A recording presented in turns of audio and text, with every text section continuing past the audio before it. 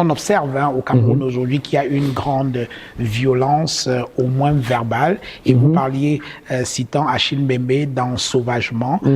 De quoi cet ensauvagement au Cameroun aujourd'hui est-il le nom? Il est le nom du désespoir. Oui. Mais le nom du désespoir, parce que le manque d'espoir, c'est le désespoir. Et de l'impossibilité d'avoir une issue acceptable, une issue normale. C'est ça la vraie raison de la dépression. C'est ça la vraie raison de la dépression. Quelqu'un qui sait qu'il n'a rien à perdre, quelqu'un qui sait qu'il n'a rien... qu'est-ce qu'il fait? Qu'est-ce qu'il fait? Moi, je pense que les Sénégalais ont une... Les Sénégalais, excusez-moi d'aller au Kwakalan, mais vous allez voir. Les Sénégalais ont une démarche différente. Les Sénégalais disent nous ne sommes pas d'accord avec ce gouvernement. Oui. Nous allons dans la rue et nous contraignons ce gouvernement à respecter ses lois, ses propres lois. Et nous contraignons ce gouvernement à nous respecter. Les Camerounais, eux, ils ont une autre démarche. La première démarche des Camerounais, c'est nous contournons. Et la deuxième démarche, c'est nous nous autodétruisons. Psychanatiquement, nous nous autodétruisons. Au lieu de faire les voies de contournement, au lieu de faire face au pouvoir qui les obsède, au pouvoir qui les, pas qui les obsède, au pouvoir qui les écrase, ils font des voies de contournement. Et deuxième chose, ils s'autodétruisent. Donc on est dans une phase d'autodestruction qui est absolument regrettable. Pourtant, les causes de notre problème sont en face de nous, quoi. Nous avons seulement à y faire face et à dire non, nous ne sommes pas d'accord. C'est tout, je ne suis pas d'accord. Qui? Je ne suis pas d'accord, je ne suis pas d'accord. Combien de gens au Cameroun disent non, on n'est pas d'accord?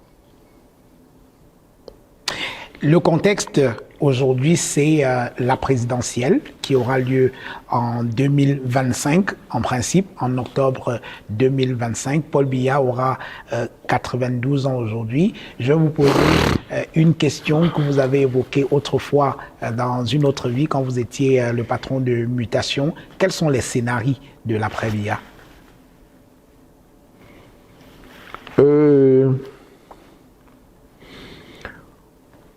Il y a le scénario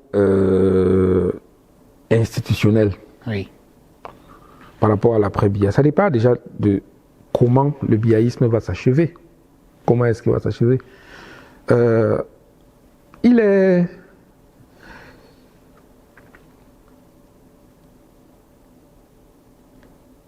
sera compliqué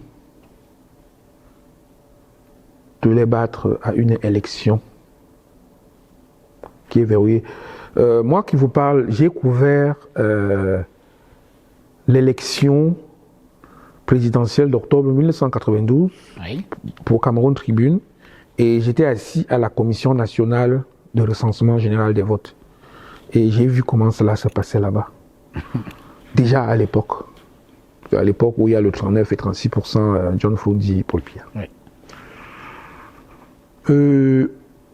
Aujourd'hui, avec le système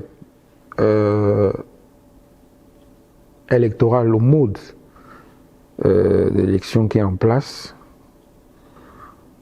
il y a fort à parier que le système continue à organiser ses victoires. C'est-à-dire que vous ne croyez pas dans la possibilité d'une alternance par les urnes au Cameroun? Il faudrait que... si elle arrive, il faut que... Je dois regarder. C'est quelque chose d'ardu. Ce n'est pas arrivé depuis une 30... On a fait la première élection donc depuis 34 ans. Oui. Depuis 34 ans. C'est pas arrivé et il y a eu toutes les formules, toutes les possibilités. Ce n'est pas arrivé.